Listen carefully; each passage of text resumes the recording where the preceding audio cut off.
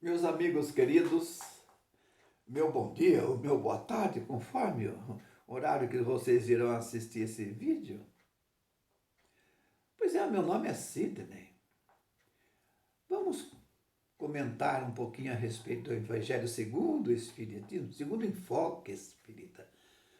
O enfoque espírita é muito criativo, muito observador.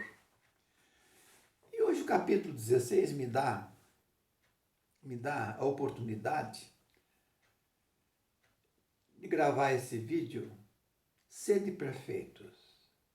Mas no Sede Perfeito tem um item que se chama Homem de Bem. Que nos dá, assim, alguns aspectos sobre o lado moral do ser humano aqui nesse planeta Terra, como deverá ser. E esse plano de provas, de muitas expiações, nos dá muita oportunidade para o nosso crescimento espiritual quando acreditamos que somos imortais. Quando acreditamos que a vida não termina aqui. Quando acreditamos que existe reencarnação. Quando acreditamos que Deus é a fonte do amor e que fomos criados por Ele para sermos felizes, seguindo os ensinamentos do Rabi de Judá, o seu enviado, o qual nos deixou patente para o povo daquela época e para nós hoje. Minha gente, a felicidade não é desse mundo. Nos querendo dar a entender que temos que atingir uma meta. A perfeição. É por isso que precisamos de muito empenho na construção do bem, seguindo os ensinamentos de Jesus. Por enquanto, por aqui, tudo é relativo. O que é relativo? Depende da nossa classe espiritual. Mateus registrou no capítulo 5, versículo 44, 46, 47, 48, a seguinte fala de Jesus. Sede, pois, vós outros perfeitos, como vosso Pai Celestial é perfeito. Agora surge entre nós um questionamento. Como ser perfeito em um mundo tão conturbado como o nosso? Mas aqui é uma escola. Estamos de passagem, eis aí a questão. E as lições é que esse mundo nos oferece. Kardec fez a seguinte pergunta aos Espíritos da Verdade. Livro dos Espíritos, 893. Qual a mais meritória de todas as virtudes? Isso porque a perfeição é a soma de todas as qualidades. E cada qualidade que temos se chama virtude. Qual foi a resposta dada pelos Espíritos da Verdade? Todas as virtudes têm seu mérito, porque todas são sinais de progresso no caminho do bem. Digo eu, há de se entender que cada um de nós aqui estamos trabalhando num item. Tem gente que está trabalhando no item só da tolerância, porque ele é intolerante, né? Nasceu intolerante e tem que sofrer lições para que ele possa ser menos intolerante. Mas Kardec, como um grande mestre, educador da época, fez o seguinte comentário. Sede perfeitos, como o vosso Pai Celestial é perfeito, tomada ao pé da letra, pressuporia a possibilidade de a gente atender a perfeição absoluta. Se fosse dado à criatura, ou a nós, ser tão perfeita quanto o Criador, nós nos tornamos igual ao nosso Deus, o que é impossível. O que é impossível. Olha que nós temos também, que nós temos esclarecimento que somos pequenos deuses, mas em desenvolvimento. O que é preciso entender por essas palavras, que por aqui A perfeição é relativa, de uma vez que nós estamos em um plano de provas e expiação. Por aqui ninguém pode se dizer que é perfeito. De uma vez que estamos ainda enquadrados na terceira ordem de espírito. E o que diz essa terceira ordem? Que todos nós estamos sujeitos ainda a paixões. E a matéria predomina sobre o espírito. Mas existem raríssimas exceções, e Jesus foi um. E na época de Jesus, o povo vivia sob as leis mosaicas, que era tida e a vida como olho por olho, dente por dente. O código de Hammurabi. Era o toma lá da cá, porque era preciso, né? Era o povo da época. Se hoje ainda deparamos com a falta de respeito ao próximo, que dirá naquela época, minha gente? Tanto é que hoje as leis humanas, oriundas das autoridades mais esclarecidas, competentes, progrediram na reprovação do mal. Regulamento e leis dando cobertura e proteção a quem sofre maus tratos.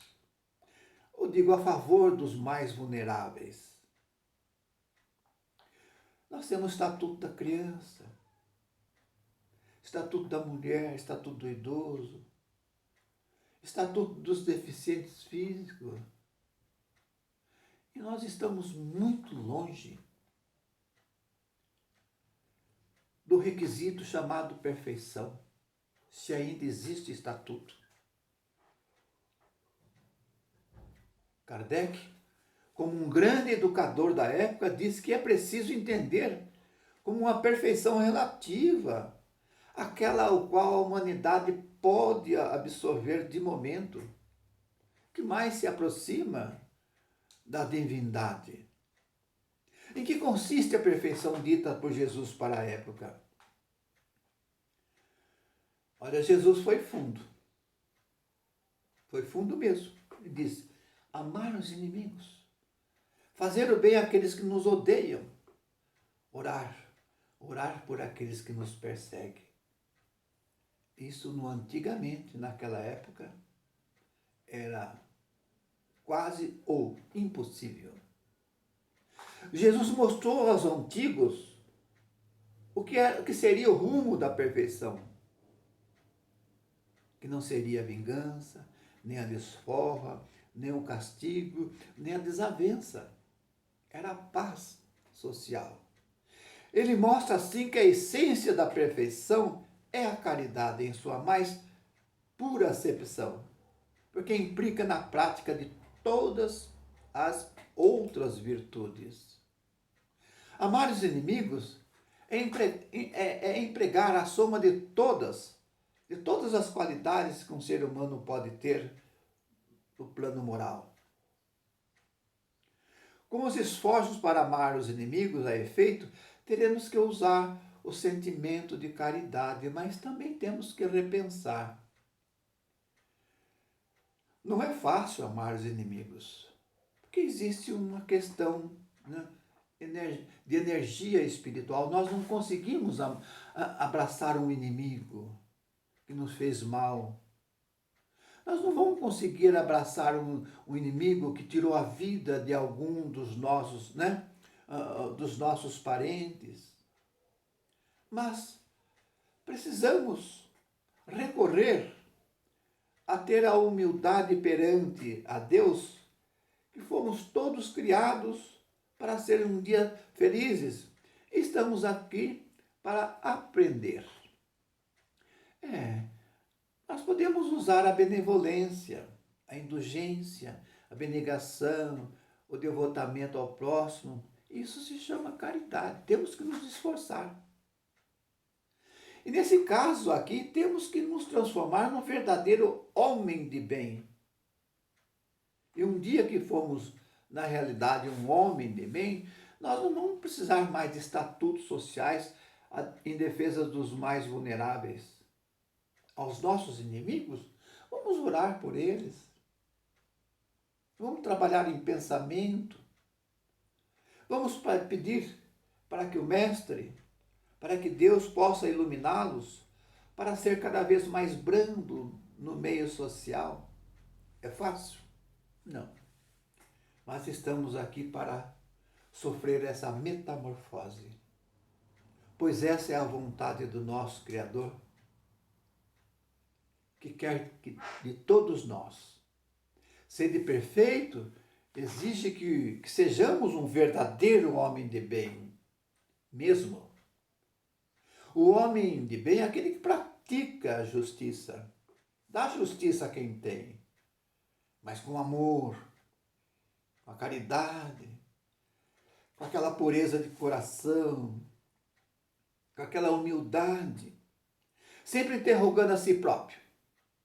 Se não violou a lei do amor e da caridade ao próximo, se não fez mal a ninguém, se fez tudo o que podia, se ninguém tem o que reclamar sobre si, enfim, se fez a outrem o que ele queria para si próprio. E quando o homem de bem chega a esse patamar, ele já tem intrínseco na sua alma, ele tem fé no futuro, ele acredita em Deus, ele tem Deus no coração. E ele coloca os bens espirituais acima dos bens materiais. Ele coopera com a sociedade, ele coopera com a família, ele coopera com aqueles mais frágeis em todos os ramos da vida. Reconhece que todas as vicissitudes da vida são todas as dores, todas as decepções são provas ou expiações e as aceita sem murmurar, porque tem confiança que aqui é tudo passageiro. Ele encontra satisfação nos benefícios que faz a quem precisa. Fica feliz em servir. Fica feliz em secar as lágrimas do seu próximo. Dar consolo aos aflitos. E o seu primeiro movimento é pensar nos outros, mais do que em si. Desinteressado de qualquer retorno material. É generoso de coração, sem procurar vantagem do que faz. Não tem ódio, nem rancor, nem desejo de vingança. É exemplo, Jesus perdoava, esquecia todos os seus ofensores. E nós precisamos chegar a esse ponto, porque a justiça divina está aí para nosso crescimento espiritual.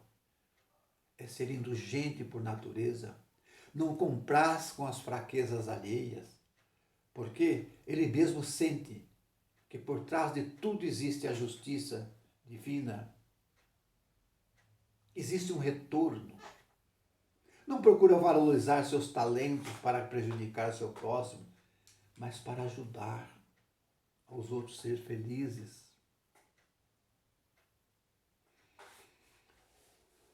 Não se envaidece, nem com a fortuna que tem, nem com as vantagens pessoais, porque sabe que tudo que lhe é dado é passageiro e pode ser retirado.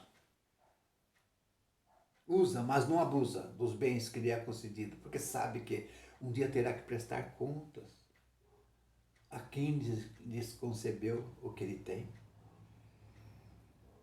Olha, gente, a filosofia espírita, essa iluminada crença religiosa, filosófica e ciência também, bem compreendida, mas sobretudo sentida, nos conduz forçosamente a uma fonte iluminada, caracterizando o verdadeiro e bom espírita dentro do meio social.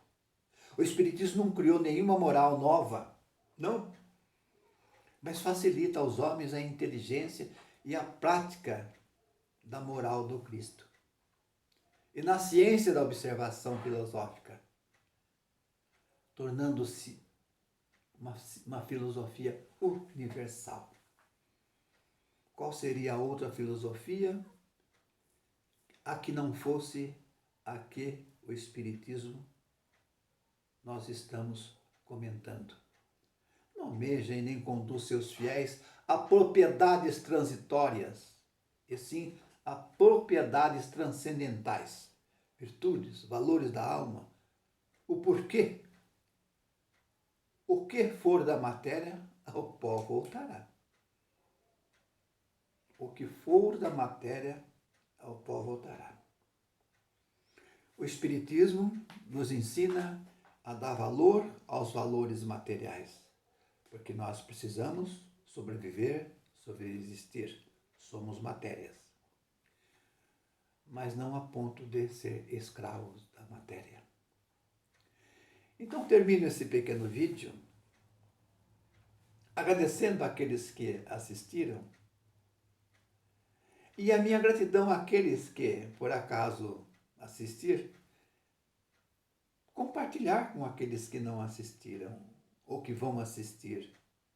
Dá o seu like para que eu possa, não por orgulho, mas ter um pequeno privilégio de saber que ele foi útil para as pessoas que assistiram.